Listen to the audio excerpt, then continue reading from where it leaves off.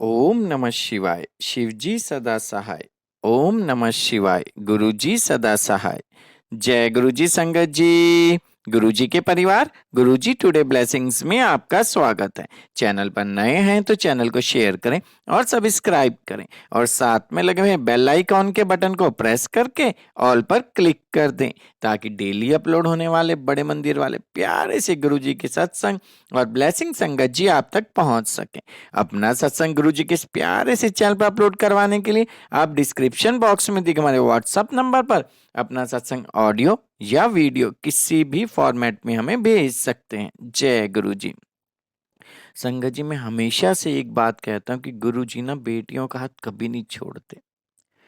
जीवन में कैसे भी मोड़ आए, कुछ भी हो, महाराज कभी भी अपनी बेटियों का साथ नहीं छोड़ते। संगत जी, सत्संग के बारे में ये कहूँ कि महाराज की रहमतें हैं, उन रहमतों का जो शब्दों में बखान करो ना तो शायद यही कहूँगा, नो वर्ड्स है ना।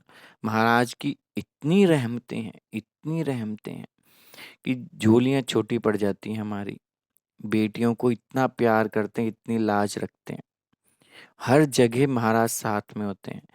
ऐसा ही बहुत प्यारा और ब्लेस सत्संग है चंडीगढ़ से पुनीत कौर आंटी जी का। हाँ जी, चंडीगढ़ से पुनीत कौर आंटी जी का सत्संग है। मैं दिल से उनका शुक्राना करता हूँ कि उन्होंने गुरु जी से आज्ञा लेकर गुरु जी के इस प्यारे से चैनल पर अपना सत्संग शेयर किया।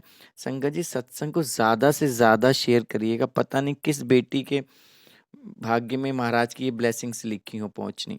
जय गुरु जी। जय गुरु जी। ओम नमः शिवाय। शिव जी सदा सहाय। ओम नमः शिवाय।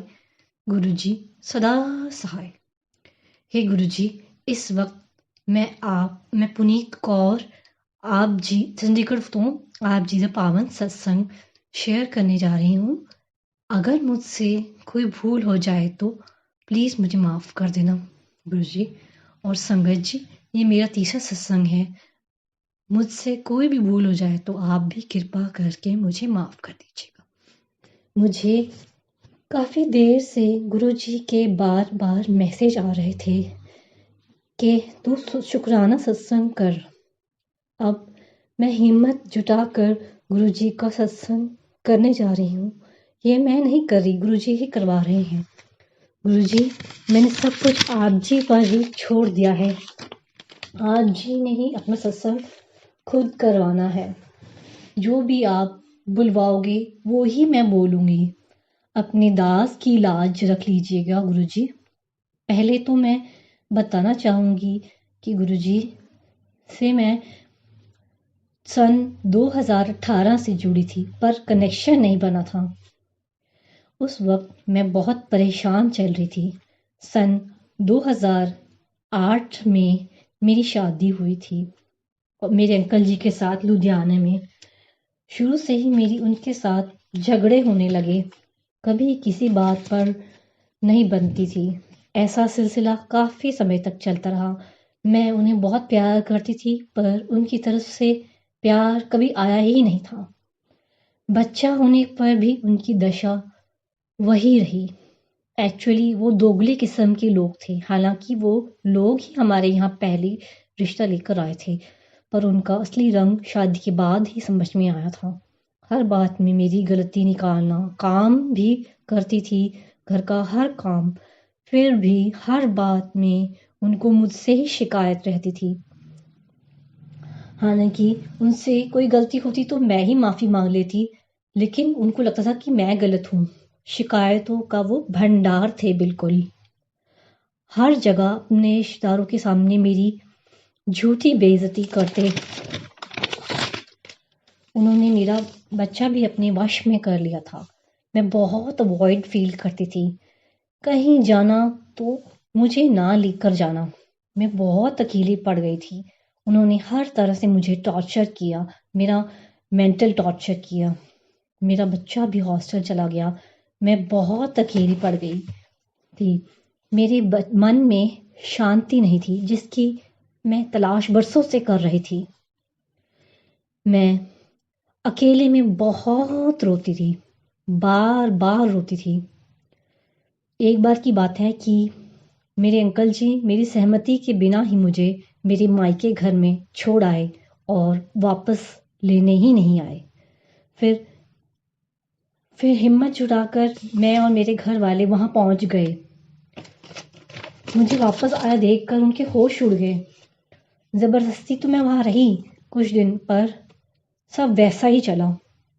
मैं बहुत अकेली पड़ गई थी। मुझे अंदर से गुरुजी ने ऐसा कहा मानो कि तुझे दलदल से निकलना होगा, तभी तुझे शांति मिल सकती है। तुझे अपने बच्चे का मोह त्यागना पड़ेगा, तभी सब कुछ छोड़ना पड़ेगा। तलाक लेने के लिए ही मेरे में ही मेरी बेहतरी है। फिर जब मैं कोई भी नहीं अपने माता पिता के साथ जब घर में कोई भी नहीं था, तब मैं अपने माता पिता के साथ घर आ गई। उनके साथ कांटेक्ट बनाकर वो मुझे लेने आ गए चंडीगढ़ से, और मैं घर आ गई। मुझे ऐसा लगा मानो मैं जेल से रिहा हुई हो। यहाँ आकर गुरुजी ने मेरा हाथ हर तरफ से पकड़ लिया था। मेरा हर तरफ से ध्यान रखते थे वो। मुझे हर तरफ से प्यार भरपूर मात्रा में मिलता था। मैं बहुत खुश थी। मेरी हर छोटी से छोटी बात का गुरुजी बहुत ध्यान रखते थे। मुझे उन्होंने किसी चीज़ की कमी महसूस नहीं होने दी। मैं बहुत खुश हुई। गुरुजी मेरे बहुत अच्छे हैं। गुरुजी बहुत बहुत अच्छे हैं। मुझे अपने पिता से बहुत अच्छा कनेक्शन फील होता है। मैं उनका मंत्र जाप भी करती हूँ। ऐसे लग गया है मेरी रूह में बस गए हैं गुरुजी। अब मैं उनका सत्संग भी सुनती हूँ, मंत्र जाप भी करती हूँ। मुझे उनसे रूहानी शांति भी फील होती है, मानो मन में अनाहत नाद बज रहे हों। बहुत अच्छा लगता है, मानो गुरुजी ने कृपा का भंडार दे दिया हो, और ये सब गुरुजी की देन है। बहुत बहुत शुक्र है उनका। खुशी की बात ये भी है कि मुझे कुछ समय पहले उनका मैसेज आया था। जो तेरी डिवोर्स लेटर उन्होंने भेजा था, उसमें उन्होंने बहुत से झूठे इल्ज़ाम लगाए हुए थे मेरे ऊपर। तो उन्होंने कहा था कि गुरुजी ने कहा था कि तू अकेली नहीं है, मैं तेरे नाल हूँ। उन्होंने सारे सवाल का जवाब मैं दूंगा, तू फिक्र ना कर। हमने कोई एक्शन नहीं लिया, पर एक दिन हमारे एडवोकेट से हमें पता चला कि मेरा और मेरे अंकल जी का डिवोर्स तो कोर्ट जाए बगैर ही हो चुका है। वहाँ के चक्कर लगाने की ज़रूरत ही नहीं पड़ी, ना कोई जवाबदेही कि मैं फेस करूँ या कुछ। वो ऑनलाइन मुझे पता चला कि मेरा डिवोर्स हो चुका है। मैं बहुत हैरान थी और खुश भी। मैंने गुरुजी का बहुत बहुत धन्यवाद किया, शुक्र किया। उनका धन्यवाद के लिए हम मंदिर भी गए और गुरुद्वारे भी। हमने गुरुजी का रज के शुक्राना किया। गुरुजी सब पर ऐसी कृपा दृष्टि बनाए, उनका कोटि कोटि शुक्राना। गुरुजी ने कहा, देखा मैंने कहा था ना, तेरा दलदल से निकलने का वक्त आ गया है, तुझे निकाल लिया ना दलदल से। उन्होंने मेरी इज्जत बचा ली और मुझे अनंतम सुख भी दिए हैं। बहुत बहुत शुक्राना गुरुजी, आपका बहुत बहुत शुक्राना। ओम नमः शिवाय। शिव जी सदा सहाय। ओम नमः शिवाय। गुरुजी सदा सहाय। गुरुजी ऐसे मेरे साथ रहना हमेशा। जय गुरुजी।